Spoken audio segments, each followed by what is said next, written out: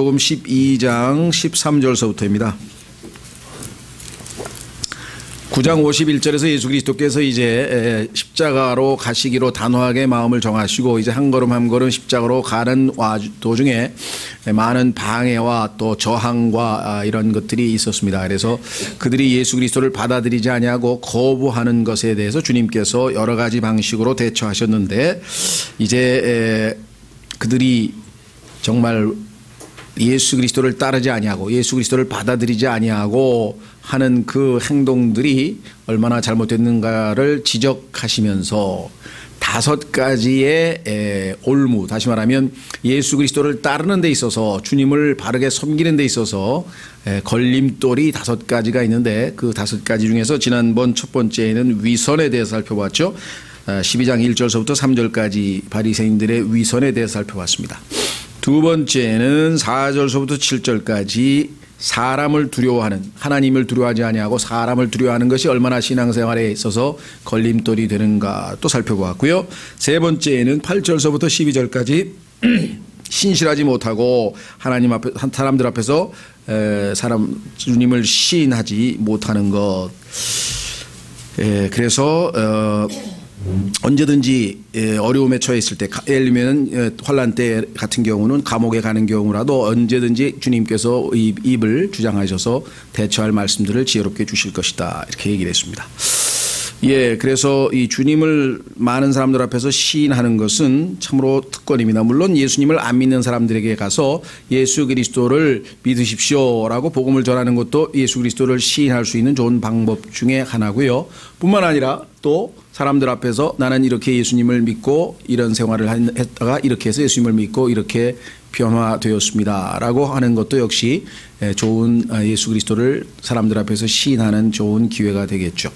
사도행전 22장에 보면은 바울은 사람들에게 자기가 어떻게 예수님을 만났는가를 간증하고 있고 26장에서도 역시 약 20절에 걸쳐서 간증을 하는데, 그래서 이번 25일 날, 28일 날 우리가 보통 때도 오후 시간에는 언제든지 자유롭게 간증할 수 있지만 특별히 이제 다른 프로그램을 하지 않고 25일 날, 28일 날 간증 집회를 하는 것은 1년을 마무리 지으면서 이렇게 기회들을 더 많이 집중적으로 드리려고 합니다. 그래서 더 간증하시기를 원하시는 분들이 있으면 말씀하시고요. 자, 그래서 우리는 오늘은 네 번째죠. 아마 4번째까지만 하지 않을까 싶어요. 5번째는 또 길어지니까. 그래서 우선 33절서부터 21절까지 이번에 다루는 주제는 뭐냐면 탐욕입니다. 탐욕이라고 하는 것이 주님을 섬기는데, 주님을 따르는 데 있어서 얼마나 치명적인 것인가, 얼마나 걸림돌이 될 것인가에 대한 이야기고요. 그 다음에 이제 탐욕과 연관이 됩니다만은 22절서부터 34절까지는 염려입니다. 근심, 걱정, 염려라고 하는 것이 신앙생활에 있어서 얼마나 또 걸림돌이 되는 것인가. 그래서 이 5가지가 너희가 나를 따를 때에 반드시 해결하고 또 염두에 둬야 될 것이다, 주의해야 될 것이다 라고 주님이 말씀하셨는데, 그래서 위선, 사람을 두려워함, 신실하지 못함, 그 다음에 4번째 오늘은 탐욕에 대해서 살펴보려고 합니다. 자, 13절서부터 22절까지, 21절까지 우선 본문 말씀을 한번 살펴보겠습니다. 무리 중에 한 사람이 그분께 이르되 선생님이여 내 형제에게 말씀하사 그가 나와 상속재산을 나누게 하소서 하니, 상속재산 나누는데 불만이 있었던 모양이에요. 그래서 주님은 권위가 있으신 분이니까 주님 같은 분이 오셔서 딱 정확하게 나눠주면 아무 말도 못하지 않을까, 아마 이렇게 생각이 됐던 모양이죠. 그분께서 그에게 이르시되 사람아 누가 나를 너희의 재판관이나 나누는 자로 삼았느냐 하시고 그들에게 이르시되 탐욕을 주의하고 조심하라. 이 사람의 마음에 탐욕이 있다는 것을 주님은 벌써 간파하셨네요. 탐욕을 주의하고 조심하라. 사람의 생명이 그의 풍부한 소유물에 있지 아니하니라 하시니라. 또 그분께서 그들에게 비유를 말씀하여 이르시되, 이번 기회에 주님께서는 아주 훌륭한 좋은 교훈을 하나 가르쳐 주려고 하는데 그것은 뭐냐, 바로 이 유명한 말씀이네요. 아까 얘기했던 것처럼 사람의 생명이 그 풍부한 소유물에 있지 아니하다라는 그 격언을 비유로 설명하시는데 이렇게 했습니다. 또 그분께서 그들에게 비유로 말씀하여 이르시되 어떤 부자의 땅이 풍성하게 열매를 내매 그가 속으로 생각하여 이르되 내 열매를 쌓아둘 곳이 내게 없으니 어찌할까 하고 또 이르되 내가 이렇게 하리라. 내가 내 곳간을 헐고 더 크게 지어 거기에 내 모든 열매와 물건을 쌓아두고 또 내 혼에게 말하기를 혼아 내가 여러 해 동안 쓸 많은 물건을 쌓아두었으니 편안히 쉬고 먹고 마시고 즐거워하라 하리라 하였느니라. 그러나 하나님께서 그에게 이르시되 너 어리석은 자여 이 밤에 내게서 내 혼을 요구하리니 그러면 내가 예비한 그것들이 누구의 것이 되겠느냐 하셨으니 자기를 위하여 보물을 쌓아두고 하나님께 대해 부여하지 못한 자는 이와 같으니라 하시니라. 자, 그래서 오늘날 특별히 이 맘몬 신이 즉 재물의 신이 지배하는 이 세상, 그래서 돈이 지배하는 이 세상에 있어서는 더더군다나 우리에게 크게 아주 유익이 될 만한 놀라운 말씀이죠. 네, 자 그러면 우선 한 구절 한 구절 한번 읽어가면서 보완 설명을 해보도록 하겠습니다. 13절 무리 중 한 사람이 그분께 이르되 선생님이여. 주님이라고도 안 부르고 어째 선생님이라고 부른 것부터가 좀 수상하네요. 그렇죠? 네, 주님을 지금 잘 모르고 있어요. 주님이 어떤 분이신지 잘 모르고 있는 것 같아요. 선생님이여 내 형제에게 말씀하사 그가 나와 상속재산을 나누게 하소서 하니 상속 분배에 불만을 품고 있었다. 그분께서 그에게 이르시되 사람아 누가 나를 너희의 재판관이나 나누는 자로 삼았느냐 하시고. 자, 예수님께서 재판관 노릇을 하실 때는 예수님의 재림 때입니다.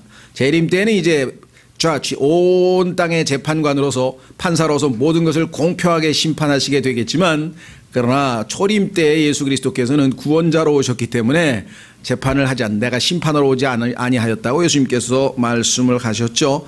그래서 성경에 보면 요한복음 3장 17절에도 12장 47절에도 내가 이 세상을 심판하지 아니한다라고 하는 말씀을 누차 하신 것을 보게 됩니다. 그러나 재림 때에는 예수님이 심판자로 세움을 입었다는 성경 구절이 곳곳에 나타나는 것을 우리가 보게 되죠. 예. 자, 그래서 예수 그리스도께서 하시는 일은 뭐냐? 사람의 마음의 깊은 곳에 있는 사람들의 마음을 들춰내는 겁니다. 그래서 예수님께서는 뭐라고 얘기했냐면은 15절에 그들에게 이르시되 탐욕을 주의하고. 지금 얼핏 보면 공평하지 못한 재산 분배에 불만을 갖고 있는 것 같지만 이미 가지고 있는 것에 대해서 더 갖고 싶은 욕망, 그 탐욕이 속에 숨어 있다는 것을 주님께서는 이미 간파했죠. 탐욕이라고 하는 것은 성경에 따르면 자기가 가지고 있는 것에 만족하지 아니하고 더 하나님은 주시지 않았는데, 즉 하나님께서 자기에게 주셔서 자기가 현재 가지고 있는 것에 만족하지 아니하고 더 갖고자 하는 그러한 마음 상태, 이것을 보통 우리가 이 탐욕이라고 하는데, 이 탐욕은 우상 숭배라 이렇게 성경에 기록되어 있습니다. 골로새서 3장 5절에 에베소서 5장 절은 제가 기억 못하겠습니다만 두 군데의 신약 성경에서 명백하게 탐욕은 우상 숭배라고 되어 있어요. 그래서 진정한 경건한 삶의 방식, 즉 우리가 하나님 스타일로 가들리한 삶의 방식은 뭐냐? 현재 있는 것에 만족하는 겁니다. 먹을 것과 입을 것이 있은즉 만족하자. 그러면서 만족하면서 사는 삶이 경건한 삶의 아주 조건 중에 하나라고 디모데전서 6장에서 우리에게 분명하게 말씀을 했었죠. 예. 자, 여러분 잘 아시는 것처럼 마태복음에서 그 선한 청년이 와서 예수님께 영생을 얻으려면 어떻게 하면 좋겠느냐. 그래서 예수님께서 했더니 율법을 지키라 그랬더니 다 지켰다고 자신만만하게. 그래서 한 가지 더 마지막 있는 재산 다 팔아가지고 다 나눠주고 나를 따르라 그랬더니 그가 부자이기 때문에 슬픈 표정을 짓고 돌아가 버린 사건을 우리가 보게 되죠. 그 사람 잘못은 아닙니다. 이 세상에 어떤 인간이 재산 다 팔아가지고 나오라면 거기서 할 수 있는 사람이 누가 있겠어요. 그렇죠. 예. 주님을 알았더라면, 주님이 어떤 분이라면 제대로 알았더라면 얼마든지 행동을 취할 수 있을지도 모르겠습니다만은 이 부자 청년의 마음에는 이미 탐심에 대한 탐심이 있었기 때문에 그걸 실수는 할 수는 없었습니다.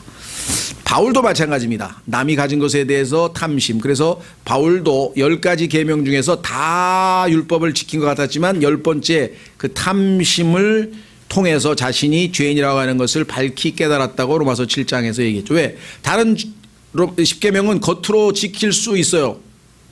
그러나 속에 있는, 마음속에 있는 탐심은 겉으로 지킬 수가 없는 거예요. 하나님이 다 내려다보고 있죠. 예. 사촌이 땅을 사면 기뻐하는 사람이 거의 없다. 오죽하면 속담에 배가 아프다 그랬겠어요? 다 대부분 그렇죠? 예, 경쟁심이라고 하는 게 뭐예요? 나보다 누가 잘 되면 하여간 기분이 안 좋다 이게. 그렇죠. 예. 그러니까 그게 아담의 본성이기 때문에 거듭나서 성령으로 충만하기 전에는 그 누구도 그와 같은 심성을 가질 수가 없는 불가능한 일이죠. 그때 만약에 이 부자가 저는 그럴 수가 없는 자입니다. 주여 하고 했으면 아마 하나님께서 어떤 방식으로든지 역사하셨을 텐데요. 자, 성경에 따르면 분명하게 돈을 사랑하는 것 이게 문제입니다. 돈 자체는 중립적인 것이고 필요한 겁니다. 또 좋은 쪽으로 얼마든지 사용할 수 있는 것인데 돈을 사랑한다고 하는 것은 돈의 주인이 아니라 노예가 되는 것이겠죠. 네, 그래서 성경에서 이 문제에 대해서 아주 강력하게 주님께서 말씀을 하셨죠.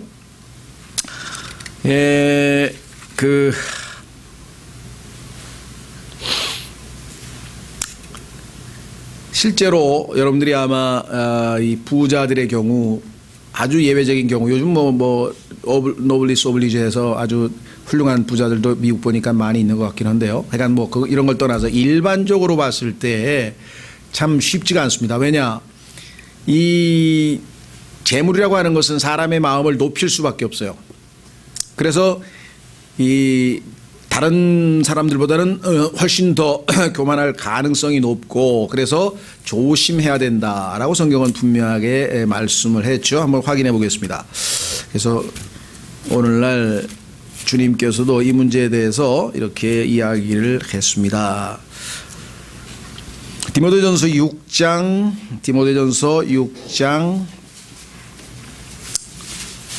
두 구절을 보겠습니다. 디모데전서 6장 자 6절서부터 보겠습니다. 그러나 만족하면서 하나님을 따르는 것은 큰 이득이 되느니라. 아까 나왔었죠. 우리가 이 세상에 아무것도 가지고 오지 아니하였은즉 아무것도 가지 못할 것이 확실하니. 그렇습니다. 벌거벗고 왔으니 벌거벗고 간다고 성경에 공수래 공수거 다 이미 안 믿는 사람들도 다 알죠. 가져갈 게 없다고 하는 것 다 아무리 화려해 봐야 그거 어차피 죽으면 자기 게 아니라고 하는 것. 그렇죠? 예. 그래서 유명한 샘 존스라고 하는 설교자가 이렇게 자기 교회의 부자에게 물어봤답니다. 그 돈을 다 자녀들에게 나누어 주실 생각이냐, 남겨주실 생각이냐, 안 남겨준다 그러더래요. 안 남겨준다. 왜 그러냐 그랬더니 내 자식이 제대로 된 자식이라고 한다면 내가 줄 돈을 필요로 할 리가 없겠고, 엉터리 같은 자식이라면 그 돈이 그를 저주할 테니 줄 수도 없고, 어차피 안 주는 게 그를 위해서 제일 좋은 것 같습니다. 이렇게 아주 지혜로운 답변을 했다고 이야기를 했네요. 자, 그래서 여기 보시면 아무것도 가지고 가지 못한다. 실제로 이 땅에서 우리가 그 가지고 있는 재물을 예수님께서도 말씀하시기를 나중에 주님께서 가지고 가버리면 누구 거냐 이거죠. 그러니까 오늘 내 혼을 주님께서 취해버리면 그 쌓아놓았던 모든 재물이 누구 거냐 이렇게 물어봤잖아요. 그건 자기가 쓰지도 않고 이건 그야말로 누구 거가 될 줄 모르죠. 그래서 레스터 롤로프라고 하는 유명한 목사가 이 땅에서 자기가 쓰는 돈이 어디로 가는지 확실하게 알고, 그렇죠? 사용하는 것이 가장 지혜로운 거다. 이게 괜히 죽기 전에 많이 남겨놓는 것보다는 더 좋은 일에 어디로 좋은 쪽으로 돈이 흘러가는 것을 목격하고 이 세상을 떠나는 것이 지혜로운 사람의 이 재물 관리다. 이런 얘기를 했다고 얘기를 하네요. 자, 다시 돌아오셔서 디모데전서 6장 8절 먹을 것과 입을 것이 있은즉 우리가 그것으로 만족할 것이니라. 어떤 분이 그런 얘기를 했습니다. 그리스도인이 가장 하나님의 말씀에 불순종하는 것 많이 있겠지만 더 그중에서 가장 거의 대부분의 그리스도인이 불순종하는 말씀은 지금 이 8절 말씀. 먹을 것과 입을 것이 있는데 만족하는 사람은 거의 없더라는 거죠. 두 번째, 땅에 있는 것에 애착을 두지 말고 하늘에 있는 것에 애착을 두라 그랬는데 하늘에 있는 것에 애착을 둔 그리스도인들도 찾기가 거의 어렵더라는 거예요. 자기가 평생의 목회를 해보니. 그래서 이 두 가지 말씀은 아마 그리스도인들 중에서 순종하고 있는 사람을 발견하기가 쉽지가 않더라. 이렇게. 그렇죠? 예. 다른 돈 남겨놨다가 엉뚱한 데 가서 재산 후손이 다 날려버리던가 하여간 그런 일을 당하느니 내가 차라리 선교 헌금 더 내고 내가 어려운 사람 더 도와주고 해서 정확하게 좋은 목적에 내 돈이 가고 있는 것을 확인하고 하늘나라로 가는 게 얼마나 더 좋은 일이냐. 그 참 일리가 있는 것 같아요. 자, 9절. 그러나 부유하게 되고자 하는 자들은 사람들을 파멸과 멸망에 빠지게 하는 시험과 올무와 여러 가지 어리석고 해로운 욕심에 떨어지느니라. 여기서 부유하게 되고자 하는 이라는 단어에 초점을 맞. 열심히 일해서 또 부자가 되는 것은 잘못된 것 하나도 없고 좋은 일입니다. 왜? 하나님을 위해서 또 많은 사람들이 더 많은 일을 할 수 있으니까. 다만 그렇죠?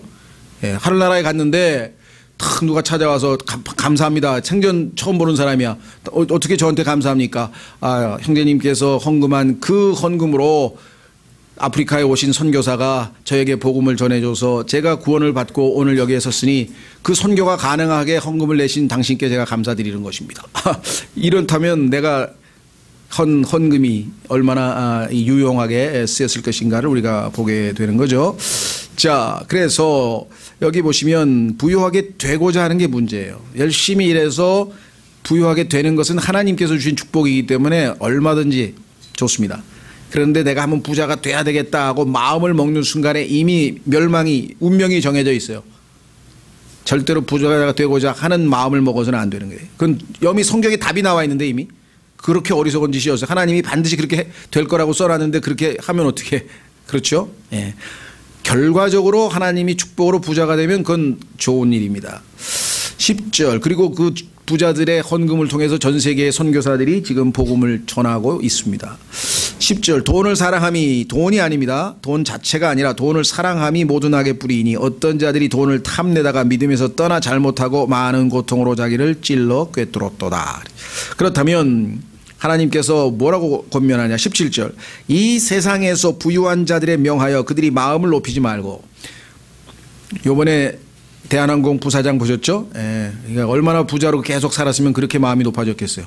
40살밖에 안 된 그 여자가 천하가 자기인 것처럼 비행기마저도 마음대로 돌릴 정도의 그런 강팍한 마음을, 아주 완악한 마음을 가지고 있다는 것.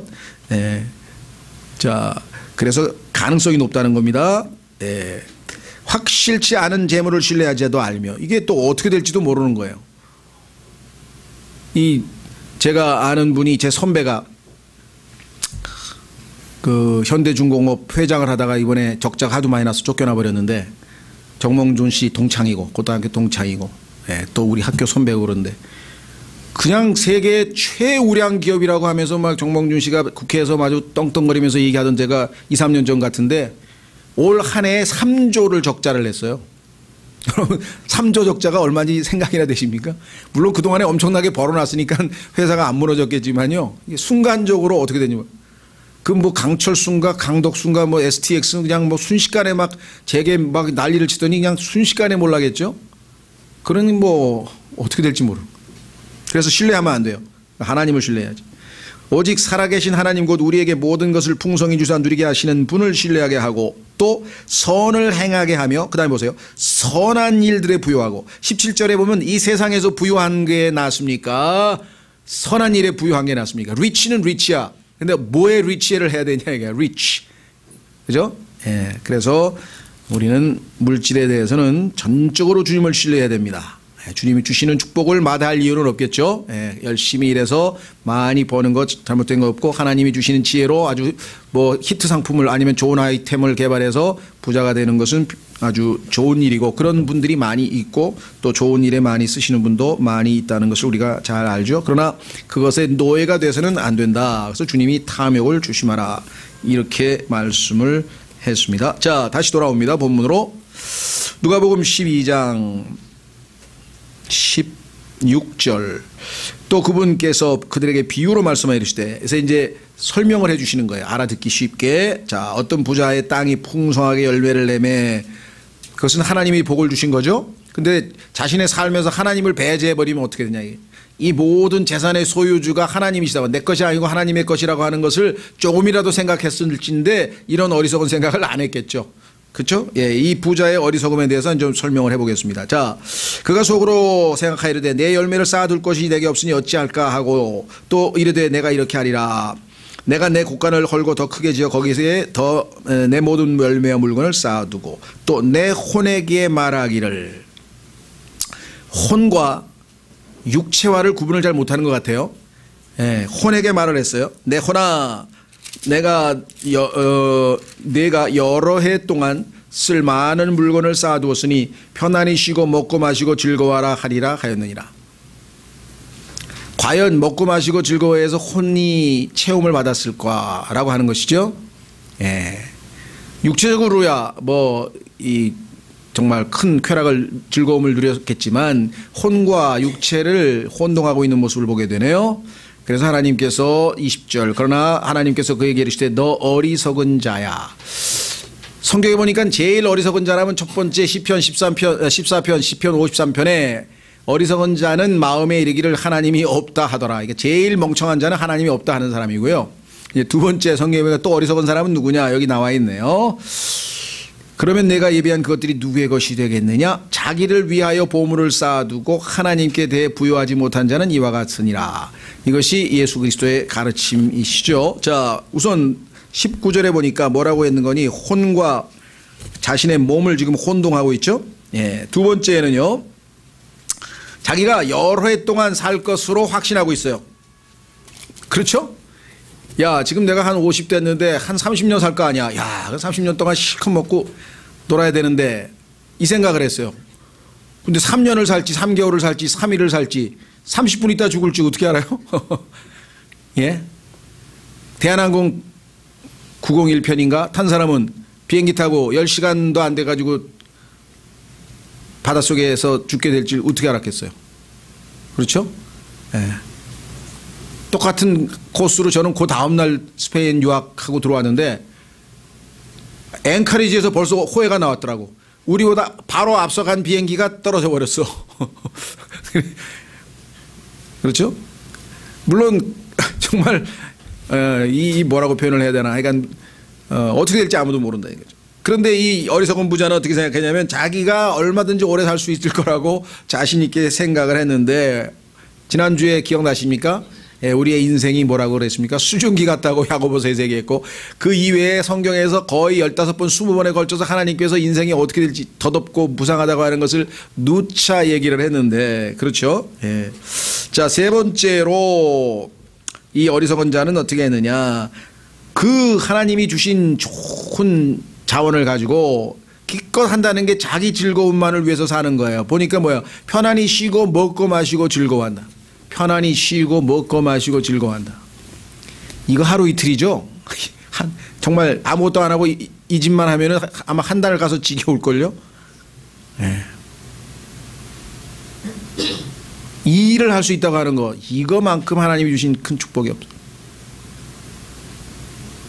그래서 정말 그 주님을 일을 하되 특별히 하나님을 위해서 무슨 일을 한다고 하는 것은 정말 대단히 기쁜 일이고요.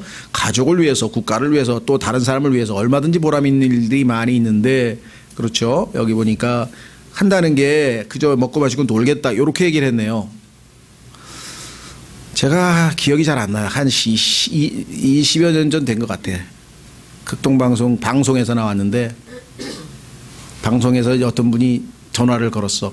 그래서 목사님 지금 하신 그 말씀이 아마 이 말씀을 했는지 잘 모르겠는데 정말 딱 맞는 말씀입니다. 참 남들은 저를 부러워할지 모르지만 저는 불행합니다. 왜 부러워하냐 그러니까 하고 싶은 게 하나도 없다는 거야. 왜 그러니까 부모님 잘 만나서 유산을 물려받아서 자기 말로는 한 달에 한 뭐 20여 년 전이니까 한 2천여만 원씩 이렇게 세를 받아가지고 그 할 게 뚜렷하게 없는 거예요. 그 예수님을 믿고 그런 것도 아니니까. 그래서 하여간 뭐 전 세계 좋은 데 다 다녔다 얘기야. 3개월에 한 번씩 세계 일주를 1년에 4번씩을 다녔는데 그 한 20년 하니까 안 가본 데가 없고 안 먹은 게 없고 안 해본 게 없어. 더 이상 재미있는 게 없는 거야. 그래서 정말 일하는 기쁨을 말씀하시는 걸 들으니 난 정말 내 인생 헛살았습니다. 그 얘기야 돼. 그래서 지금부터라도 그때 아마 50쯤 됐나 봐 이제. 부모로부터 유산부터 한 30년 동안 먹고 놀았나 봐. 여기 나와 있는 것처럼 편안히 쉬고 먹고 마시고 즐거워해. 너무너무 지금 우울증도 걸리고 그런데 목사님 말씀 들으니까 나 땀 흘려서 뭐 일을 해야 되겠대. 이 사람이 정말 그거 가지고 얼마 돼 조금씩만이라도 그저 봉사라도 하고 정말 뭐 요즘 얘기하는 뭐 유니세프에 가서 아동들 좀 도와주고 컴패션에 가서 누구 좀 도와주고 그거 조금씩만 했더라도 얼마나 보람이 있겠어요. 그리고 가서 노동봉사도 좀 하고 양로원 가가지고 예를 들면 그렇죠? 얼마든지 다른 사람보다 훨씬 더 좋은 일을 많이 할 수 있는 여건에 처해 있었음에도 불구하고 스스로를 참 어리석게 불행하게 했던 것. 그나마 극동방송을 듣게 하셔서 그 다음에 뭐 삶을 내가 어떻게 됐는지 잘 모르겠습니다만은 자 그래서 우리는 이 어리석음에 대해서 한번 생각해 보자. 제일 큰 어리석음 아까 얘기했죠. 하나님이 없다 하는 어리석음. 그 다음에 오늘 주님이 말씀하신 이 부자의 세 가지 특징. 옛날에 그 왕이 하나 있었는데 자기 궁정에 아마 그 광대, 어릿 광대, 하여간 바보 같은 아이가 하나 있었는데 바보. 근데 그 왕국에는 그 사람보다 더 바보 같은 사람이 없더래요. 아무리 찾아봐도. 그래서 왕이 자기가 들고 있던 금홀, 큰 막 지휘봉 있죠? 금으로 된 홀을 왕권을 상징하는 걸 딱 주면서 내 왕국을 딱 돌아보고 너보다 더 바보, 너보다 더 어리석은 사람이 있으면 그걸 줘라, 선물로 줘라. 그렇게 얘기를 했더니 돌다 보니까 아무리 찾아도 없더래요. 그래서 돌아왔어. 그래서 왕한테 찾아왔더니 드디어 너보다 더 바보를 어리석은 자를 찾았느냐. 못 찾았다 그러더니. 근데 보니까 왕이 지금 침대에서 골골하고 지금 아파 누워있어. 무슨 일이십니까 그랬더니 내가 이제 좀 먼 여행을 죽음을 얘기하는 거죠. 이제 멀리 떠날 때가 다 됐나 보다 그러더래요. 그래서 어디로 가시는데요 그랬더니 I don't know. 어디로 가는지 모른다는 거야. 죽음 후에. 그 순간에 그 바보가 폐하 저보다 어리석은 사람을 오늘 만났습니다. 이 봉을 받으시죠. 아니 지금 먼 여행을 떠나는데 어디로 가는지 모른다니 그보다 더 바보가 어디 있겠냐 이거예요. 그럼 우리 주변에 똑똑하다는 사람 다 바보잖아요. 하나님 보시기에. 그렇죠? 이 조금 있으면은 바울은 뭐예요? 떠날 때가 가까웠다 그러면서 이제 자기 앞에 시상식이 열리는데 하면서 막 희망에 차서 의의 왕관을 얘기하면서 막 기쁨에 차서 주님을 만난다 그러고 너희도 주님의 오심을 사모하라고 막 격려하고 지금 막 들떠 있어서 흥분해 가지고 가는 사람하고 어디를 가는지 모른다고 하는 사람하고 이 얼마나 안타까운 일이냐. 그렇죠? 예, 그래서 영국의 유명한 글래드스톤이라고 하는 수상이 있었는데 그 수상이 자기 친구 아들한테 그런 얘기를 했어요. 친구 아들이 옥스퍼드 법대에 딱 붙은 거야. 그래서 야 만나서 너 정말 훌륭하다. 공부 잘 열심히 했구나. 그래 이제 대학 들어가면 뭘 할 거냐. 열심히 공부해서 변호사가 되겠어. 근데 변호사가 되면 뭐 할 거냐. 어렵고 가난하고 아주 정말 세상에 학대받고 소외받는 사람들을 위해서 제가 정의를 되찾아 주겠습니다. 아 훌륭하다. 그 다음에 어떻게 할 거냐. 예, 어여쁜 아가씨를 만나서 결혼해서 가정을 이루겠습니다. 아, 그 다음에 어떻게 할 거냐? 아이들을 잘 키워야 되겠죠. 아, 그 다음에 어떻게 할 거냐? 그 다음에는 노후를 좀 대비해야 되지 않을까요? 아, 그것도 훌륭한 생각이에요. 그 노후를 대비하고, 그 다음에 이제 어떻게 할 건데? 그 다음에 이제 좀 여생을 좀 즐겨야 되지 않겠습니까? 그것도 훌륭한 생각이에요. 그 여생을 즐긴 다음에, 그 다음에 뭐 할 건데? 예? 그 다음에 죽는 거 아닌가요? 그렇지. 그래, 그 다음에 뭐 할 건데? 그 다음에 뭘 하다니요? 너는 살 자격이 없어. 죽은 다음에 뭘 할 건지를 모르는데 왜 사냐 이거야. 삶이 뭐예요? Life is death. 삶이라고 하는 것은요. 뭐 생물학적으로 얘기해서 남녀의 난자와 정자가 만나서 세포 분열이 이루어지는 순간 그때부터 죽음을 향해서 70년 동안 여행하는 거예요. 70년 동안 세포 분열하다가 죽는 거예요. 아니면 80년 아니면 90년. 생물학적으로 봤을 때 life is death. 이게 유명한 프랑스 의사의 정의입니다. 인생은 죽음입니다. 근데 죽음을 향해서 첫 발을 내딛어서 살아가는데 그 이후에 할 일을 정해놓지 않고 무슨 의미로 무슨 인생을 살 자격이 있느냐 이렇게 훈계를 했다는 유명한 일화가 남아있어요. 그렇죠. 그렇다면 우리 주변에 있는 사람들은 너무나 불쌍한 사람들이에요. 죽으면 어디로 가는지도 모르지 왜 사는지도 모르지. 그렇죠. 그 뒤에 있을 영원한 고통에 대해서 성경에서 누누이 얘기하는데 그걸 안 믿잖아요 또. 그 협박이다. 이거 그게 무슨 영원한 고통이 뭐가 있냐 이거야. 심지어는 뭐 여호와의 증인이라고 하나님을 믿는다는 사람들까지도 뭐라고 얘기합니까? 하나님은 사랑이신데 그렇게 우리에게 고통을 줄 리가 없다. 하나님은 사랑이시죠. 근데 그 사랑은 어디서 찾아야 돼요? 십자가에서 찾아야지. 우리의 죄값을 스스로 갚기 위해서 십자가에서 죽으셨잖아요. 근데 그 십자가에 가서 그분은 안 만나고 그분은 사랑이 많으셔서 괜찮을 거야. 그렇게 혼자 안위를 하면 어떻게 돼요? 그런 거짓된 사실이 아닌 근거에 의해서 스스로 위안을 가지면 어떡하냐면 이게 얼마나. 자, 그래서 오늘 주님께서 주신 이 말씀의 어리석음에 대해서 우리가 한번 살펴보았습니다. 그렇죠? 그러면 우리는 이 좋은 것들 어디다가 우리가 활용을 해야 될까요? 자, 정말 하나님께서 우리에게 정말 주신 것들을 얼마든지 우리가 이 좋은 것에 쓸 수 있습니다. 그렇죠? 그래서 구체적으로 아까 말씀드린 것처럼 사도 바울은 자, 한번 확인해 보겠습니다. 빌립보서로 가시면요. 두 구절을 찾겠습니다. 빌립보서하고 고린도전서 9장하고. 자, 빌립보서 4장 보세요.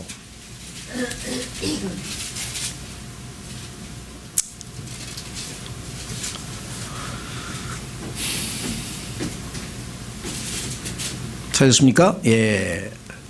10절서부터 보겠습니다. 그러나 내가 주를 크게 기뻐한 것은 너희가 나를 돌보려 하는 것이 이제 마침내 다시 활기를 띠었기 때문이니.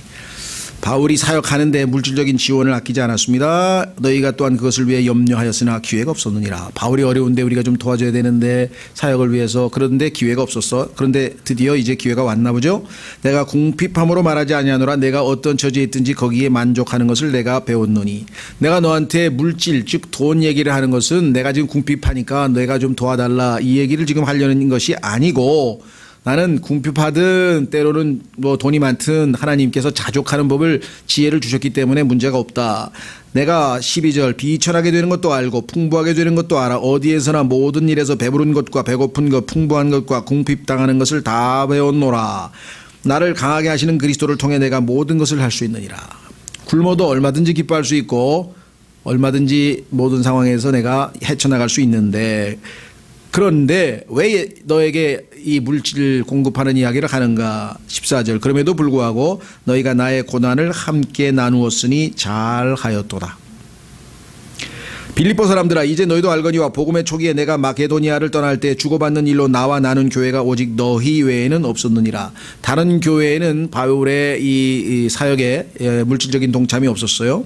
심지어 데살로니카에 있을 때도 너희가 한 번 그리고 또 다시 내 필요를 위해 보내었느니라. 꾸준히 보냈네요. 오직 17절 나는 선물을 바라지 아니하며. 내가 너에게 자꾸만 이런 얘기를 해서 다음에 또 헌금해달라 이 얘기를 하려고 하는 것이 아니고, 내적 동기를 바울은 하나님 앞에서 정직하기 때문에 우리가 믿을 수 있죠. 내가 지금 너희가 나에게 물질을 보내줘서 감사하기 때문에 이 얘기를 하는데, 그러니까 또 해달라 이런 뜻이 전혀 아니다. 왜? 여기 나와 있습니다. 오직 너희 회개장부에 넘치게 될 열매를 바라노라. 너희의 영적 유익을 위해서는 너희가 그와 같은 좋은 일에 돈을 쓰는 것이 나중에 하늘나라에 갔을 때 몇 배로 되갚으시는 주님의 그 성품을 알기 때문에 너희에게 얼마나 밝은 미래가 있을 것인지를 생각하니까 내가 기뻐서 얘기한다 이 말. 그렇죠? 여기 써 있잖아요. 그럼 뭐라고 얘기했습니까? 오직 내게는 모든 것이 있고 또 풍부하니라. 에바 브로디도 편에 너희가 보낸 것들을 받았으므로 내가 풍족한데. 자, 이게 이제 중요합니다. 바울이 풍족한 것뿐만 아니라 더 중요한 것은 이것은 달콤한 냄새의 향기여 받으실 만한 희생물이며 하나님을 매우 기쁘게 한 것이니라.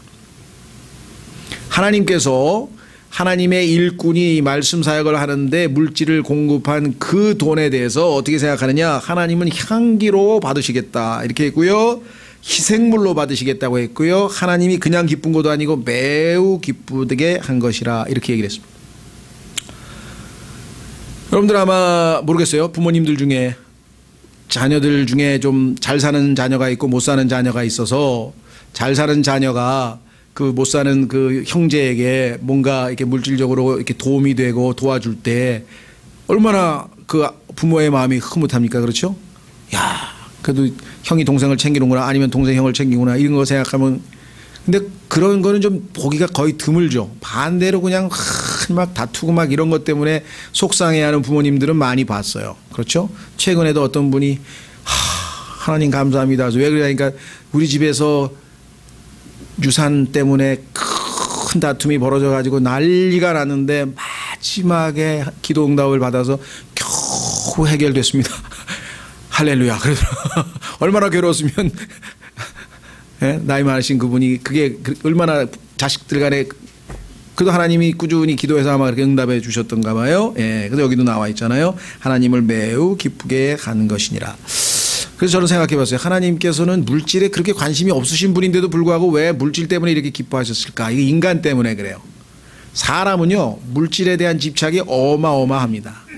요즘에 보면은 뭐 살인 그다음에 뭔가 좀 납득이 안 가는 이상한 일이 벌어졌다. 뭐 노인을 가방에다 싸서 버리는 놈이 뭔가 별 일이 벌어지면 다 뭐예요? 다 돈 때문이에요. 그래서 미국 속담에 이해될 수 없는 일 밑에는 1달러 지폐가 놓여 있습니다라는 속담이 있을 정도예요. 다 돈 때문이야. 처음부터 끝까지가. 그렇죠? 그래서 뭐예요? 돈을 사랑하는 것이 모든 악의 뿌리라고 하신 말씀이 바로 그 말씀이잖아요. 그런데 자기의 권리를 포기하고 누군가에게 그 돈을 줬다.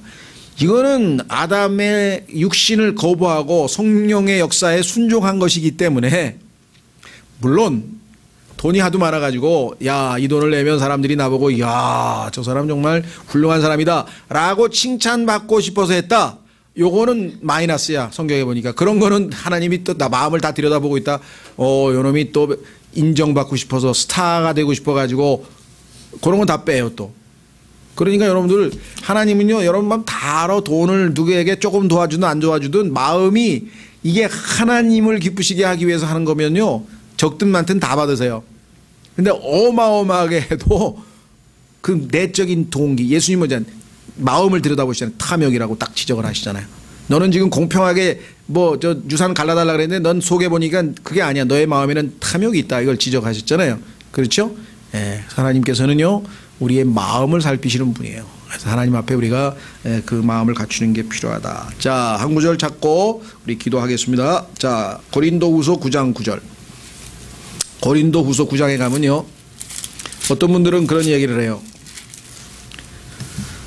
아, 그 교회 힘드시겠어요. 그래서 왜 그러니까, 아니 11조 설교를 좀 하셔야지.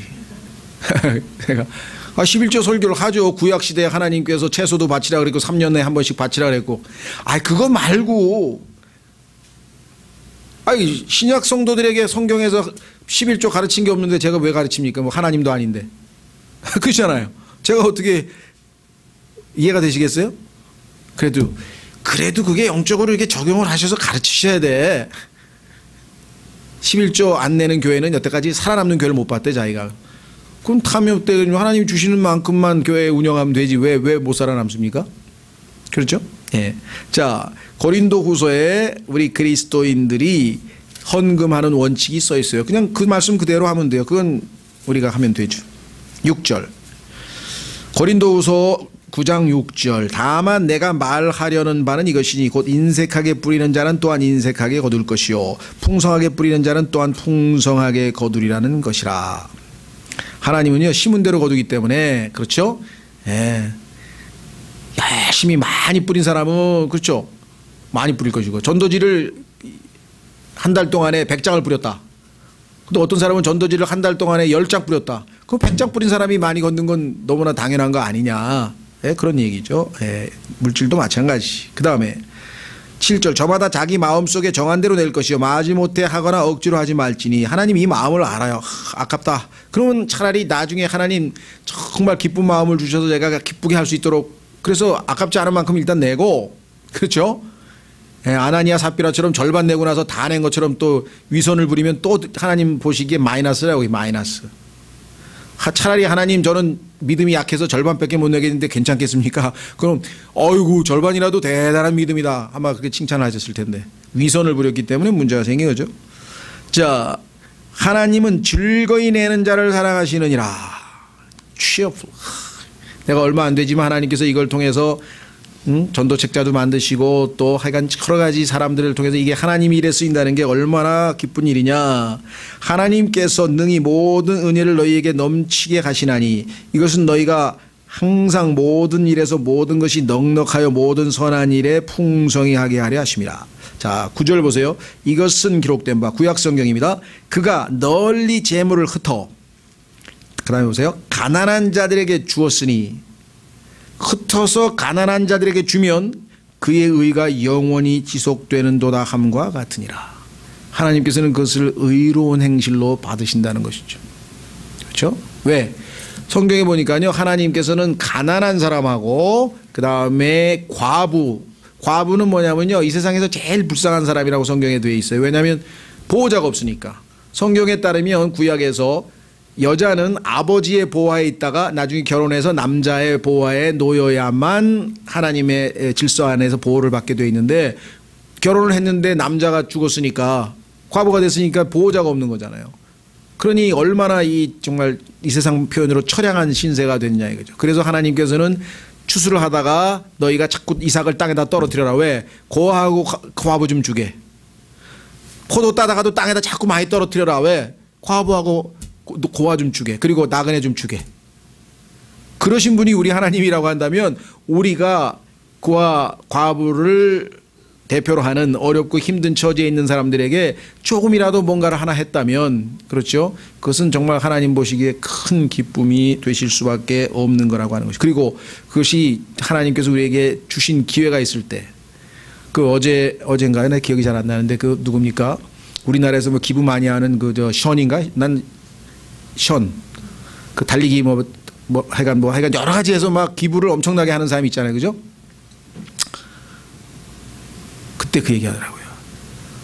기부는 지금이래. 지금 할 수 있을 때 하는 거. 지금 얼마가 됐든 간에 지금 한다는 거죠. 지금. 예. 성경에 보면 구원도 now is the time of salvation. 구원도 지금이거든요. 주님을 믿는 것도 지금이에요. 지금 안 믿으면 내일 못 믿어요. 예. 이게 하나님의 방식이죠. 자, 그래서 오늘 여기 보니까 주님께서 우리에게 정말 이 물질에 대해서 참다운 자유를 누릴 수 있게, 이게 하나님의 것인데 하나님께서 나에게 맡기신 것으로 어떻게 하면 잘 관리해서 최대한 생산성을 높여서 하나님께 영광을 돌리고 많은 열매로 하나님을 기쁘시게 할 것인가. 그래서 오늘은 성경에서 가장 현대인들에게 우리가 이 시대, 이 21세기에 돈이 지배하는 이 시대에 정말 우리가 귀담아 드려야 될 말씀, 그것은 다름 아닌 탐욕을 주의하라 라는 말씀이죠. 다음 시간에 또 중요한 테마, 이 세상에 오늘날처럼 정신병으로 이 불안, 근심, 초조, 염려 엄청납니다. 그렇죠? 이 염려에 대해서 그리스도인은 얼마나 큰 축복을 누리게 됐는지 다음 시간이 아니네. 이제 1월 첫째 주 해야 되겠네요. 다음 주에는 우리가 그 말씀은 없고요. 친교 기도 모임으로 모이기 때문에 염려에 대해서는 다음 주 1월 첫째 주에 우리가 하도록 하겠습니다. 예, 오늘 이 시간 주님 주신 말씀 통해서 주님 탐욕으로부터 이제 주님을 신뢰함으로 온전히 자유함을 누리고 지혜롭게 주님 청지기로서 살아갈 수 있도록 도와주십시오. 잠깐 기도하겠습니다.